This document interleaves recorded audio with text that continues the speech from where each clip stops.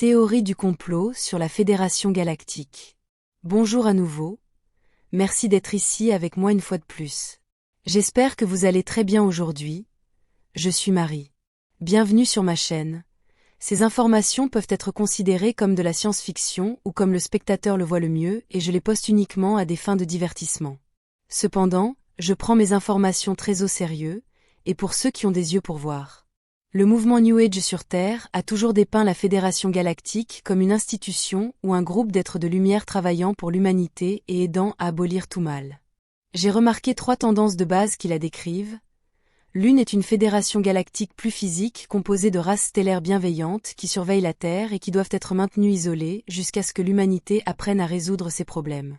Ce niveau de la Fédération galactique tend à soutenir l'idée qu'ils ne doivent pas aider directement, car si c'était le cas, l'humanité ne serait pas en mesure d'apprendre de ses erreurs. La description suivante de la Fédération galactique du New Age est celle d'un groupe de races bienveillantes qui luttent ouvertement et directement contre tout mal et qui le combattent systématiquement dans ce système solaire. Et comme le bien l'emporte toujours sur le mal, il se rapproche de plus en plus de la planète Terre, par conséquent, la libération est imminente. Mais je ferais mieux de le dire comme ça. La libération est toujours imminente car elle n'arrive jamais. La 3e description de la Fédération galactique du New Age est qu'il existe une fédération galactique composée d'êtres de lumière bienveillants, dont la plupart sont des maîtres ascensionnés, qui veillent sur l'humanité depuis des dimensions ou densités supérieures, et qui doivent également guider l'humanité pour résoudre ses problèmes par elle-même, tout en les protégeant des maux astraux, ou quelque chose comme ça. Je suis consciente qu'il peut y avoir d'innombrables variantes et descriptions de la Fédération galactique, variant d'un auteur à l'autre, mais pour le bien de l'argumentation, ces 3-là sont celles que je peux voir. Alors, laquelle des 3 est la description correcte de la Fédération galactique? Je répondrai que les 3 ont une part de vérité, mais un sujet aussi compliqué que celui-ci ne peut pas être décrit en quelques mots, et si vous me suivez, moi et mon groupe, depuis un certain temps, vous pouvez remarquer que nous avons fait beaucoup d'efforts pour essayer de donner des réponses pour expliquer le sujet. Il y a beaucoup plus de la même matrice que l'on trouve sur Terre dans l'espace, plus d'humanité complète avec ses faiblesses et ses forces, et comme je l'ai dit de nombreuses fois auparavant, s'il y a une chose à retenir de tout ce que je dis, c'est qu'il y a plus d'humanité en dehors de la Terre, beaucoup plus. Je ne veux pas seulement dire plus de créatures qui ressemblent à des humanoïdes ou des humains qui sont génétiquement les mêmes que se trouvaient sur Terre, je veux aussi dire la même mentalité qui est commune à l'espèce, et se retrouve également dans d'innombrables autres cultures humaines stellaires répandues dans cette seule galaxie. Même la même culture est répandue le long des 400 000 civilisations humaines lyriennes connues, et c'est beaucoup d'humanité. Ils peuvent avoir de nombreuses différences psychologiques, culturelles et sociologiques, d'accord, mais à la fin, nous sommes tous des humains lyriens, une famille. En prenant tout cela comme base d'où commencer les recherches sur la Fédération galactique, nous pouvons remarquer qu'ils agissent de manière très similaire à la Kabbale qui contrôle la Terre, pour ne pas dire qu'ils agissent exactement de la même manière. Il est donc clair pour nous tous à ce stade que la Kabbale agit comme un miroir de la Fédération galactique, où toutes ses lacunes et problèmes sont accentués et concentrés sur une planète. C'est donc là que nous devenons des théoriciens du complot de la Fédération galactique, car nous pouvons facilement conclure que si nous étudions l'un, nous pouvons comprendre l'autre. La première conclusion éclairée que nous pouvons tirer est que la Kabbale est la Fédération galactique compressée sur Terre, et que la Fédération galactique est en fait la Kabbale. La Kabbale sur Terre n'est rien de plus qu'une autre tentacule de la pieuvre de la Fédération galactique, car les mêmes stratégies de contrôle, de manipulation mentale, de mensonges et de propagande, se retrouvent sur Terre et dans l'espace, avec la même structure et mode de fonctionnement, modus operandi, légèrement modifiés, et adaptés aux exigences de chaque situation, culture et race stellaire. Ils ont mis en place d'innombrables barrières de toutes sortes pour empêcher leurs citoyens de comprendre et de savoir pleinement qui est aux commandes au-dessus, et pourquoi ils agissent comme ils le font, que ce soit des personnes ou des races stellaires entières. Même les dirigeants de ces races stellaires n'ont pas accès aux seigneurs de la Fédération, car c'est ce qu'ils sont, même s'ils se cachent toujours derrière la structure politique de la société holistique du Conseil par étapes commodément tordues, car ils obligent tout le monde à essayer de résoudre les problèmes à leur niveau désigné sans déranger ceux qui sont au-dessus. Pourtant ces niveaux inférieurs finissent toujours par attendre l'approbation d'en haut, se retrouvant ainsi sans pouvoir pour résoudre des problèmes compliqués. Leur manque de transparence, et je veux dire un manque total de transparence, pousse inévitablement quiconque ayant 2 neurones fonctionnels à tirer des conclusions très laides sur la Fédération galactique, sur ce qu'elle est vraiment, et sur qui est derrière cela, tirant toutes les ficelles. Ce ne sont pas toutes mes théories, car le CIC, le service de renseignement de ce vaisseau, m'en a partagé certaines, mais je ne les ai pas lues moi-même, donc je ne peux vous donner que mon interprétation, je ne connais pas les détails de ce que les gens disent là-bas. L'une des théories les plus répandues affirme que la Fédération galactique a été prise en main par des forces obscures, très probablement d'Orion, par exemple les reptiles Draco, les grands gris maléfiques, dans toutes leurs variantes, accompagnés de tous leurs alliés et sbires, des races marionnettes. Les preuves suggèrent que cette théorie est hautement probable, j'irais même jusqu'à dire que c'est la plus probable. Que la Fédération galactique ait été fondée avec la même structure qu'elle a aujourd'hui ou qu'elle ait été prise en main à un moment donné, reste inconnu, mais je penche vers une prise de contrôle. La manière dont ils opèrent indique qu'une organisation criminelle bien organisée, hautement intelligente et dotée de beaucoup de pouvoir, contrôle la Fédération galactique en coulisses, où les races stellaires membres restent ignorantes de qui les contrôle, ne pouvant généralement voir que leur niveau désigné, qui est composé de personnes et de représentants de ces mêmes races stellaires, qui travaillent avec une structure politique hautement éthique.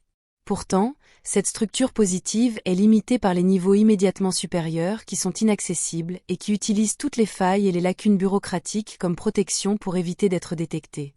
Il est tout à fait évident que la Fédération galactique utilise exactement les mêmes stratégies que la Cabale sur Terre.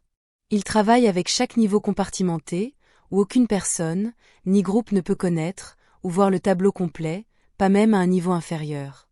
La dualité est également largement utilisée, où ils causent un problème d'un côté et vendent la solution de l'autre. Ils sont très permissifs envers toutes les choses maléfiques, y compris les races régressives et la manière dont elles sont autorisées à exploiter la Terre et ses habitants. Tandis que la Fédération galactique agit comme s'il les combattait, ce qui ajoute efficacement au jeu malsain de vivre dans un corps biologique et dans des royaumes d'immatériel, lourdement définis par la difficulté et la souffrance sur Terre et ailleurs également. Bien que nous soyons tous d'accord pour dire que cela est particulièrement concentré sur Terre, je dois insister sur le fait que la vie est difficile partout. La Fédération galactique utilise une propagande extensive à l'échelle de la galaxie, se présentant toujours comme une organisation super bienveillante qui lutte contre le mal, libérant les nations stellaires de leurs oppresseurs. Et oui, ils l'ont fait à de nombreuses reprises, mais ils peuvent aussi être les oppresseurs, jouant des deux côtés dans leur danse de la dualité malade. Ils utilisent la bonne volonté et la haute éthique d'innombrables races stellaires avancées, comme leur côté positif dans la dualité, tout en causant les problèmes auxquels ces races positives doivent faire face à des fins d'exploitation, se cachant derrière l'obscurité et la bureaucratie. Si vous êtes un groupe de races malveillantes, la meilleure façon d'exploiter vos victimes est de s'assurer qu'elles ne savent pas qu'elles sont des victimes, leur faisant penser que la nature de la vie est difficile, et cela vaut pour les individus comme pour des civilisations et des cultures entières. Je ne doute pas une minute que la Fédération galactique compte de nombreuses civilisations hautement éthiques et positives parmi ses membres, et qui ont fait tout ce qu'elles pouvaient pour aider d'autres moins chanceux, mais il semble certainement que quelqu'un soit à l'origine de tous les problèmes pour exploiter la bonne volonté de ces races positives. En passant à l'observation de comment les choses se passent localement, dans ce système solaire, on peut voir comment les races membres de la Fédération concernées par la Terre sont maintenues dans la confusion, et toujours en train de nager dans des mandats contradictoires de la Fédération, qui justifient qu'elles n'agissent pas directement et ouvertement en faveur de l'humanité. Ils utilisent les intentions des âmes dans des royaumes supérieurs comme excuse parfaite pour être permissifs envers toutes sortes d'agendas sombres qui promeuvent davantage de souffrance, et personne n'est autorisé à agir contre eux, seulement pour se faire passer comme s'il était. Et cela peut être vu avec les innombrables promesses que le New Age a faites à l'humanité, en déclarant toujours que la libération planétaire est juste au coin de la rue, alors qu'en fait, elle n'arrive jamais. Sachant comment les races régressives travaillent, il est préférable de cacher, mentir, confondre et manipuler, plutôt que d'affronter l'immense armée des races positives que vous cherchez à exploiter. La stratégie que l'on peut voir est que ceux qui contrôlent les niveaux les plus hauts de la Fédération galactique ont réussi à utiliser l'arsenal même de ces races positives en leur faveur, en se l'appropriant, les faisant travailler pour eux. Par exemple, les vaisseaux et les forces militaires de la Fédération appartiennent toujours à telle ou telle race stellaire spécifique. Un vaisseau de guerre de la Fédération n'est jamais seulement un vaisseau de guerre de la Fédération, car il charge la flotte et les forces des autres races d'agir en leur nom. Quand je dis que nous ne pouvons pas simplement envoyer un de nos vaisseaux spatiaux jusqu'à Saturne, pour demander une audience à qui que ce soit qui est aux commandes, car nous sommes rapidement chassés par les vaisseaux de guerre de la Fédération, ces vaisseaux appartiendront toujours aux races stellaires qui sont les plus serviles envers eux. Dans ce système solaire, les Alpha Centauriens le sont le plus.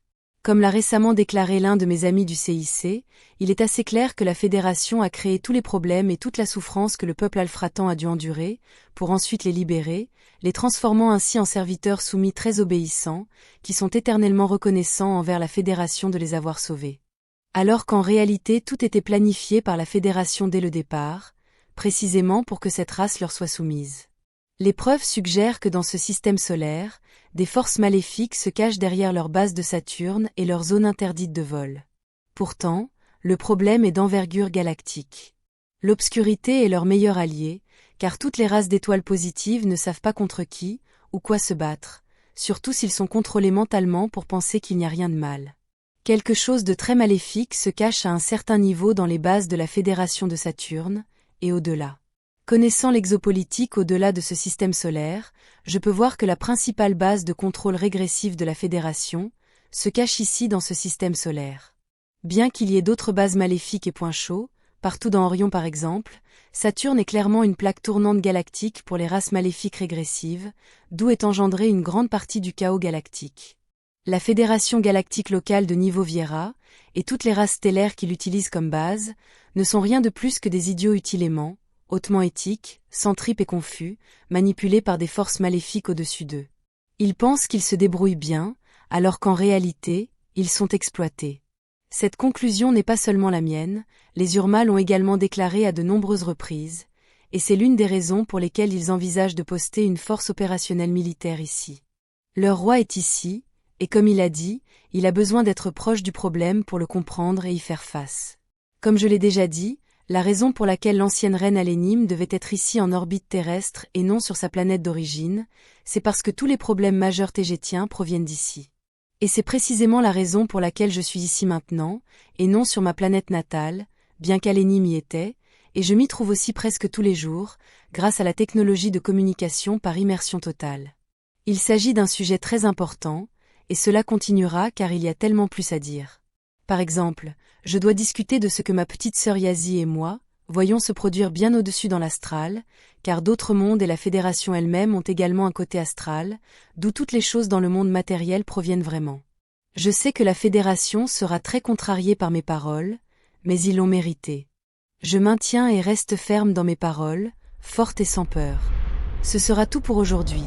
Comme toujours, merci d'avoir regardé ma vidéo, et d'avoir liké, partagé, et de vous être abonné pour davantage. Cela aide beaucoup à faire grandir cette chaîne, et j'espère vous voir ici la prochaine fois. Avec beaucoup d'amour, votre amie, Marie Soie.